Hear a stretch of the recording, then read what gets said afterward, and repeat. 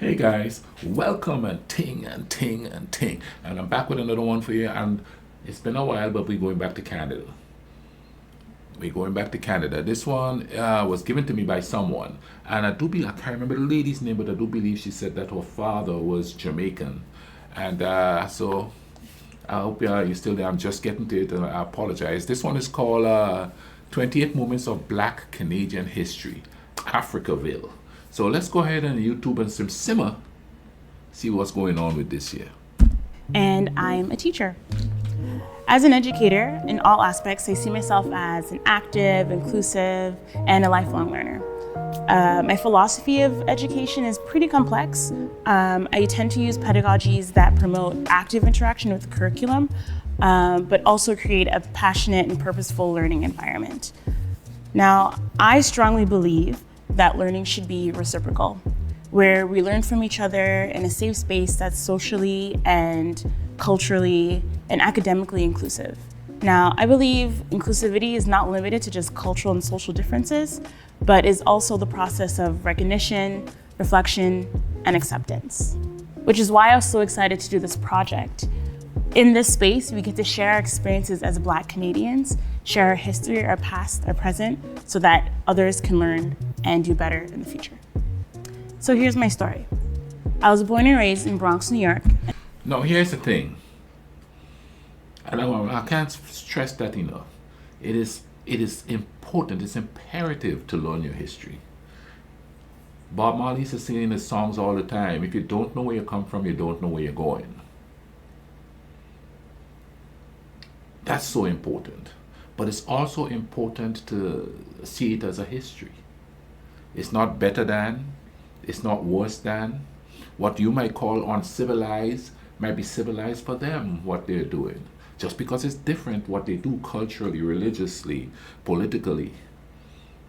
If it's not affecting you and they're living their lives and they're not hurting anybody, just let them be. It's like those are that tribe of people that are living off the coast. I believe it's in the Indian Ocean. And ever so often, somebody's always trying to go out and mess with them. Always. The last thing I heard about them was that a guy tried to go over there and convert them to Christianity. They shot at him with an arrow, and the arrow stuck in the Bible. Oh, he think that was divine intervention, so he went back and he never came back out. Those people aren't invading anybody. They're not spreading any diseases. They're not doing anything. Just let them be. Same thing for the tribes in South America who's living out in the jungle.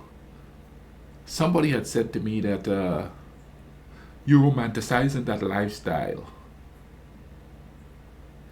If they don't know about TV, they don't know about cars, they don't know about all that modern technology stuff that's making us weak as far as I'm concerned anyway. A lot of it, not all of it, but a lot of it. They don't know nothing about that, so they're not missing anything. This is a life they know. What it might look hard for you because we've been pampered to live in these cities, in these concrete jungles with cars riding by and all of that. So anything that lives out in the bush has to be backwards. Whereas, if the electricity goes out here, if you can't drill for gas anymore, we only like a snap away from living like those people. The only difference is we all live in this concrete jungle, so we cannot be self-sufficient. We gotta buy our food. We gotta buy everything. We have pay to go everywhere. They're out in the jungle. They want to see a sunset. They just go sit and chill, watch the sunset. I mean, you could do that here, but it's going to be marred by all the man-made crap that's running around here that's terrorizing the world. Let's get back to this. This is quite interesting. And like I said, the main part of me stopping it here was to say, it's good to know where you're from.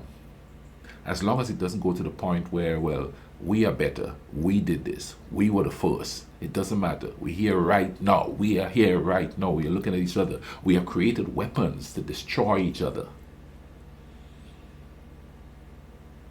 Tell me if that's civilized or not, compared to the guy who is with a bow and arrow sticking a wild hog to get his breakfast, or his dinner, or his lunch. What sounds most uncivilized? because we still eat human beings. We still eat like animals here. We don't go hunting for it. You just pump a bunch of chemicals in the animals and then pump them out to us. Let's go. And I lived there with my mom and my sister.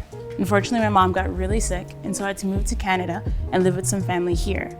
Now, that in itself was a huge culture shock because I was one out of maybe the 8 or 9 Black students in my school. And so at a young age, I felt the pressure to be a representative of my race, but also felt as an outcast. I got made fun of with my hair, how I spoke, what I looked like.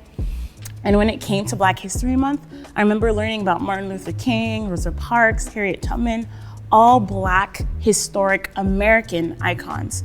But I did not learn about Portia White or Rosemary Brown or Lincoln Alexander, Canadians who made an impact on our Black history. As a teacher, I find it necessary to address the issues of racism, false assumptions. Okay, now check the vibe out. She talked about the culture shock. So I'm from an island that's like 90% Black, and I ended up in the mountains of Kentucky, and I was a minority. That in and of itself is an absolute culture shock. She had one up on me. She was born in New York, so she was used to the cold. So I was dealing with the cold, I was dealing with a different culture, I was dealing with a different religion, I was dealing with a different ethnicity of people, and I was also dealing with not being able to communicate with African Americans because we're from a different culture. People just seem to think, well, they're all Black, we're going to all get along, we all understand each other. No, we don't. I'm from a different culture. I'm from an absolute different culture, you know what I mean? There's nothing wrong with that. We can still get along, and I do. I get along with everybody, you know what I'm saying and thing. But it's okay to embrace the differences that you have and learn from it. You understand what I'm saying and thing? So now she's going to get into the deeper vibe here about racism and stuff. Let's hear what she's got to say about that. And how she just treat one another with care and respect in efforts to eliminate these socially constructed stereotypes that are being exposed to my students and the younger generation. And unfortunately, most of the time, these assumptions aren't coming from them, but from what they learn outside of my classroom walls. And you know what? To have teaching as a career is like having a rewarding challenge every day. Not only let me tell you another shock to me. I know it shouldn't shock me. I don't know why, but it did. When I met my ex-wife, and she's Caucasian, and she related to me that as far as actually communicating with a Black person face to face, to any length or to any conversation, exchange of ideas, I'm the first Black person she's ever done that with, believe it or not. And that just, whoa, really? You know what I mean? I'm from the third world and I've spoken to white people. But she didn't. You understand what I'm saying? And this is the thing I'm talking about, the culture. I had just come from a revolution, 2 revolutions, an invasion. So then I didn't really have anything in common with African Americans because, you know, my mind was still, so the invasion happened in 1983. From 1979 to 1983 was all the craziness on the island. There was a little bit before that, but that was the time. And then I came here in 1986. So I couldn't relate to them culturally, politically. As a matter of fact, his last name is Black. Right? You see, I remember his complete name, but I'm going to just tell you his last name is Black. And he lived just in the other state, just up here in the other state. That's where he's from. This is what he told me. That's when I knew I wouldn't fit in. She said she had a hard time fitting in. And to be honest, I don't fit in still. But this is what the dude told me. America here, this was 1986. So keep in mind that I'm telling you something that happened in 1986. America here, Russia here, anything in the middle, we piss on it. That was my welcoming to this culture. And it was done by a fellow brother to me, you understand what I'm saying? I never really did get along with him, but I got along with everybody else. But after that, I was like, oh, okay, bro, you're superior. Woohoo! Let's get back to this here. To challenge your students with new content and opening up the space for critical thinking. but to also challenge yourself as an individual to take on the job as educating the future leaders of the world. Now, she said that, and here's an interesting fact. My ex-wife, we're still really cool, you know. Every once in a while I see her. She lives in Kentucky, just across the bridge here. Well, it's not just, it's about an hour's drive from here. But anyway, she taught high school where she was from, and there's very few black people where she's from. The only black people that there are black kids that were adopted into there. I don't know why they would want to adopt black kids and take them there, because I'm telling you, man, that was an uncomfortable place as a black man. I'm not saying the people are bad, it was just really uncomfortable. But here's what she did. She was an art teacher. She's got a master's in printmaking. So she became a high school art teacher. And in order to teach the kids different cultures, because, you know, they wouldn't let them really do it there, it's just a matter of standardized test taking, she would teach them using her expertise in art about different cultures.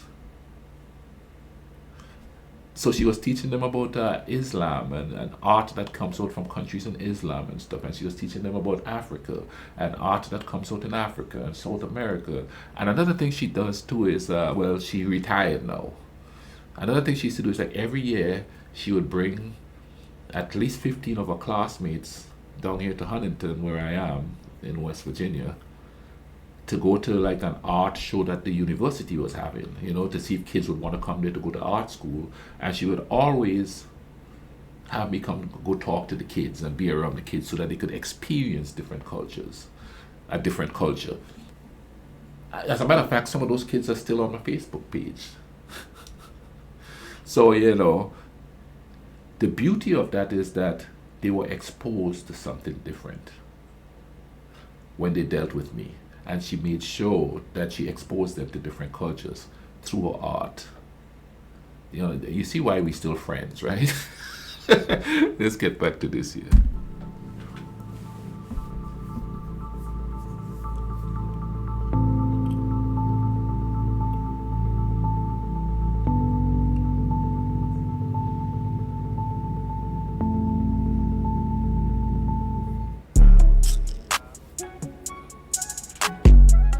For today's moment, I'll be talking to you about Africville.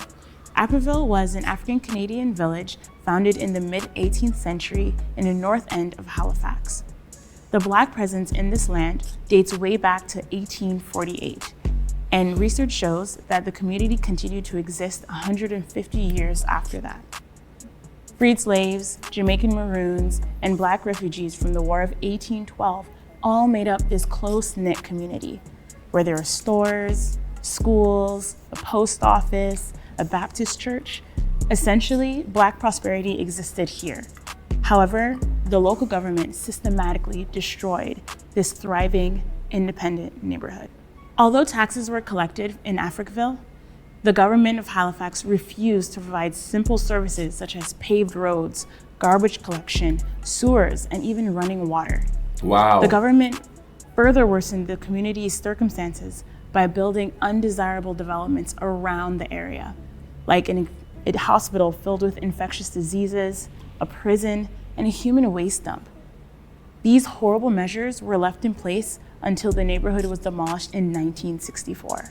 Now, despite the resilience of the locals and their unwillingness to displace from the land, their land that they owned, the government's plan worked, and they drove the residents out of the area. Fast forwarding 40 years since the last home in Africville was demolished, open wounds are still healing. The mayor of Halifax decided to deliver an apology in 2010 and promised to deliver a replica church and interpretive center. However, former residents of Africville did not accept this apology. It was seen as a token gesture because none of the residents that were displaced were ever compensated for their pain and anguish. It's important that we know our history. Hey, check this out. There's a lot of places like that in America. There was a movie, and I do believe the guy that was in Hotel Rwanda, that's a really good movie to watch. Cheatham, I think is his last name. He, Roseville or Rose something, and I think it was a Black community that was destroyed. Then there was also Black Wall Street, got destroyed.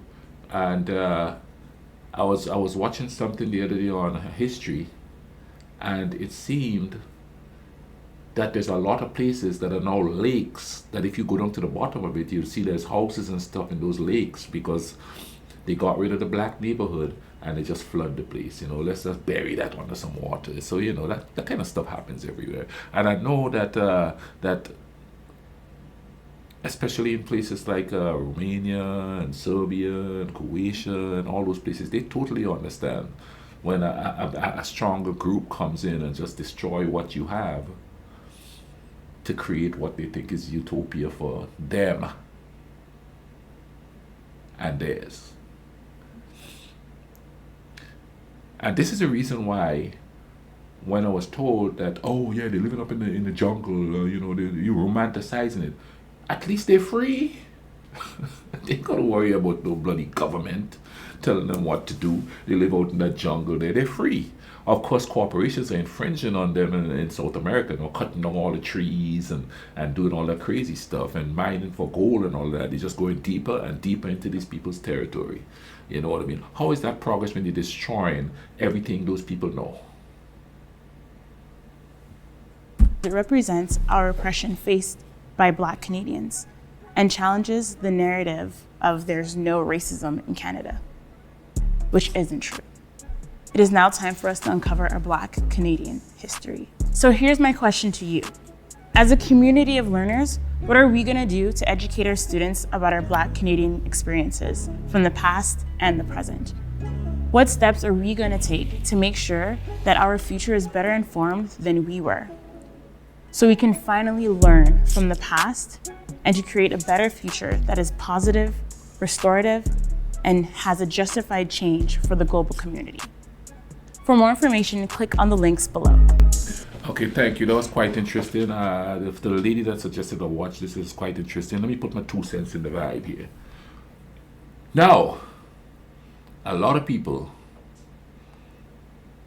say that, oh, you're talking about racism, this, racism, that. You're always talking about that playing the victim. I was walking on the street the other day and somebody shouted at me, die, the N-word. Or you black piece of S. Until those people get checked, yeah, we're gonna have that racism vibe going on.